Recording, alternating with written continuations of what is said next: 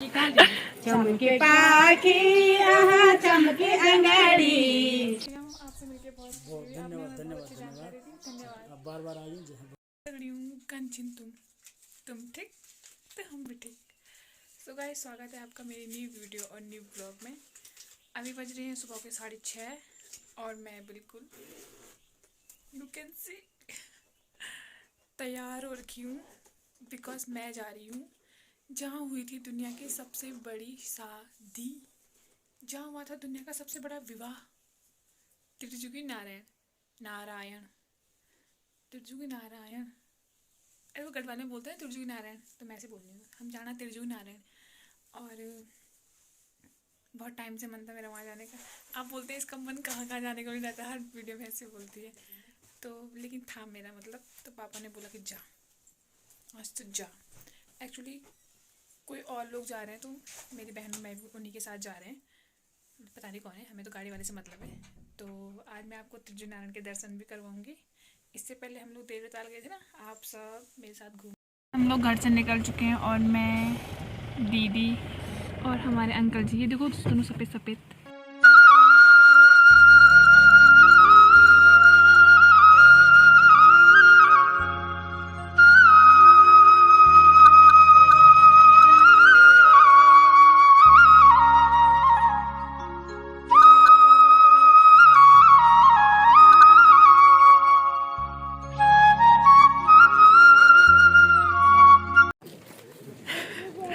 So guys, finally हम पहुंच गए हैं, त्रिजुगी नारायण के गेट पे खड़े हो रहे।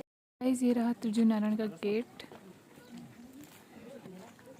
और यहाँ पे पूछताछ हो रही है कि कौन कहाँ का है, क्या है। सो गाइस, ये रहा मंदिर और हम पहुंच गए मंदिर के अंदर। और ये रहा मंदिर का ऊपर से।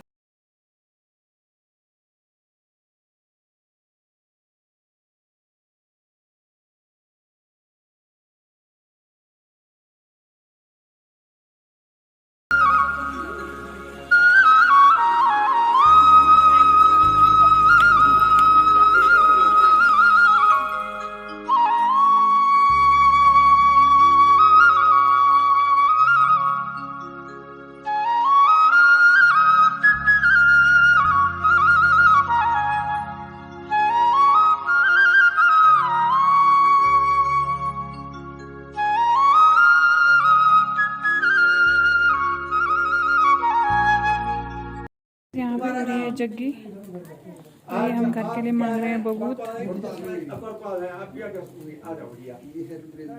अच्छा ये गुसाई की है।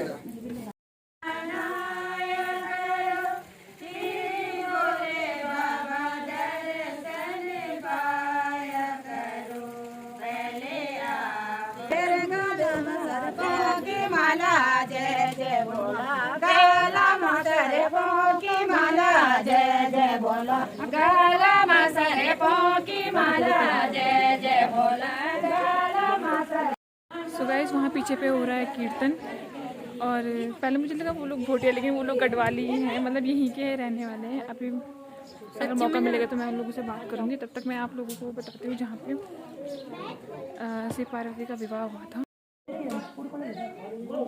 अभी मुझे यहाँ पे एक भैया मिले हैं, मैं फ़िलहाल उनसे पूछ रही हूँ यहाँ के इतिहास के बारे में, तो वो मुझे बताएंगे। पहले अपना नाम पता बताएंगे, उसके बाद बताइए। जी, मेरा नाम सर्विसानंद भट्ट है।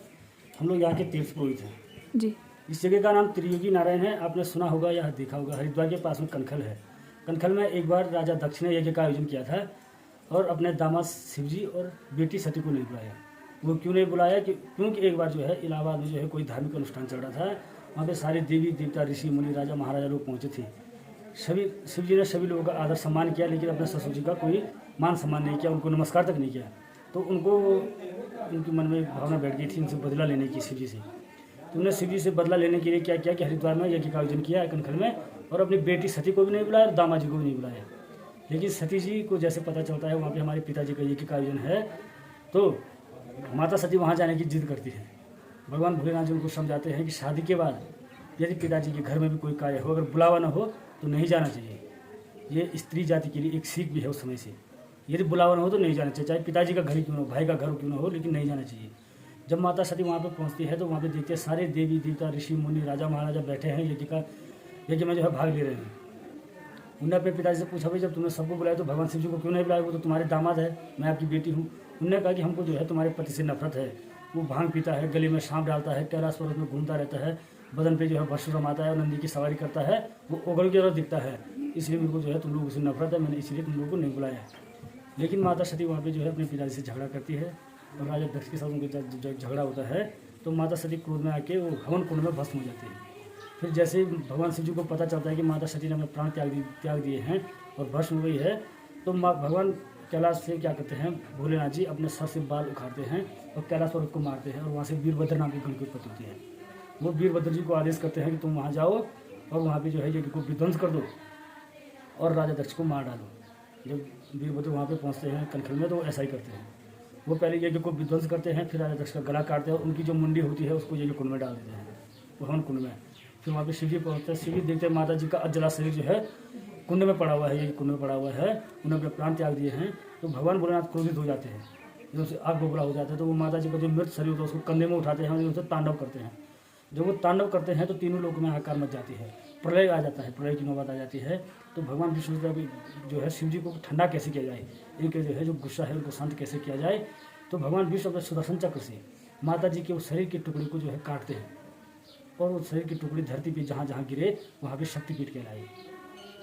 फिर त्रेता युग में माता जी का दोबारा जन्म हुआ। पर्वतों के राजा थे राजा हिमालय, उनकी पत्नी का नाम था मैना। मैना की कुख से उनका जन्म हुआ, तो उनका नाम पार्वती पड़ा, क्योंकि वो पर्वतों के राजा की पुत्री थी, तो उनका नाम पार्वती पड़ा। फिर जैसे माता जी युवा अवस्था में आती है अपने, तो उनको अपने पूर्व जन्म का याद आता है कि मैं तो शिव जी की पत्नी थी और मेरे साथ ऐसा ऐसा हुआ, मैं तो उनका पूरा साथ नहीं निभा पाई, तो मुझे जो है इस जन्म में भी शिव जी की पत्नी होने का पूरा हक है। तो भगवान भोलेनाथ जी को पाने के लिए यहाँ से गांव से ऊपर 2 किलोमीटर गुफा नाम की जगह है, गौरी गुफा कहते हैं। उस समय में माता जी ने 60,000 वर्षों तक वहाँ पे उनको शिव जी को पाने के लिए तपस्या की थी। फिर जब उनको शिव जी प्राप्त हुए, तो राजा हिमालय ने क्या किया कि अपने सबसे पहले अपने आराध्य देव भगवान विष्णु का जो है इस जगह पे मंदिर बनवाया और अपनी बेटी पार्वती का जो है भगवान विष्णु को साक्षी करके इसी जगह पे कन्यादान किया था। यहाँ पे भगवान मंदिर भगवान विष्णु का है जी, और शंकर पार्वती जी का यहाँ पे शादी हुआ था। और यहाँ पे ये इसी जगह पे फेरे हुए थे ना, इसी जगह पे कन्यादान हुआ था। अच्छा। जैसे हमारी गढ़वाल में होता है ना, वेदिक कमरे के अंदर बनती है, हाँ। कन्यादान चौक पे होता है, हाँ हाँ। तो ऐसे हमारे पर्वतीय क्षेत्रों में ऐसे ही होता है। तो उस जमाने में भी यही हुआ था, माता पार्वती की शादी अंदर जो धुनी है उस अग्नि के फेरे ली थी और कन्यादान इस जगह पे हुआ था।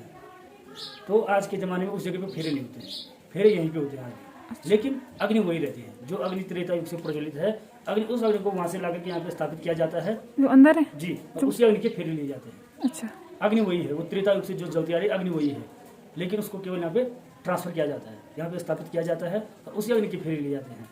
इसी जगह पे बड़े बड़े लोग शादी करते हैं, हजारों लोग यहाँ पे शादी करने आते हैं साल भर में। अभी आप ये लगा लो 19-20 अप्रैल 19। ठीक है भैया, आपसे मिलके बहुत धन्यवाद धन्यवाद धन्यवाद।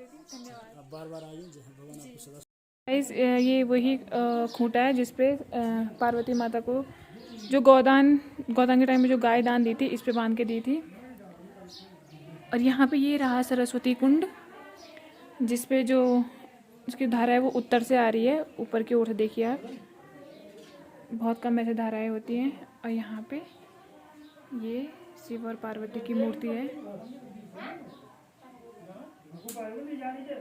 कुछ मैम मिली है, उनकी जो वेशभूषा है मैं आप लोगों को बता रही हूँ, मतलब बताना के कैचे पे मतलब तुम हो गया।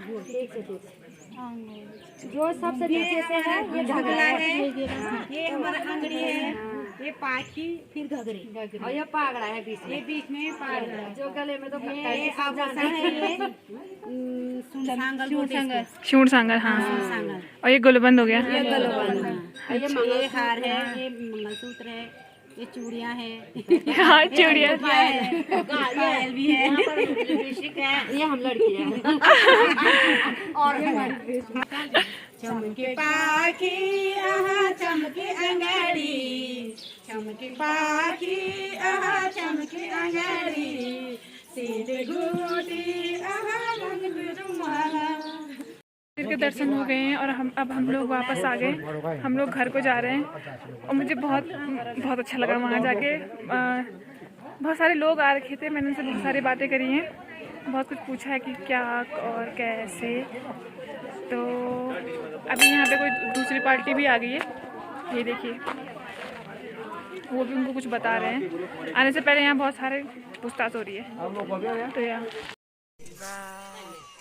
तुम भी बोलो बाय। Bye bye bye.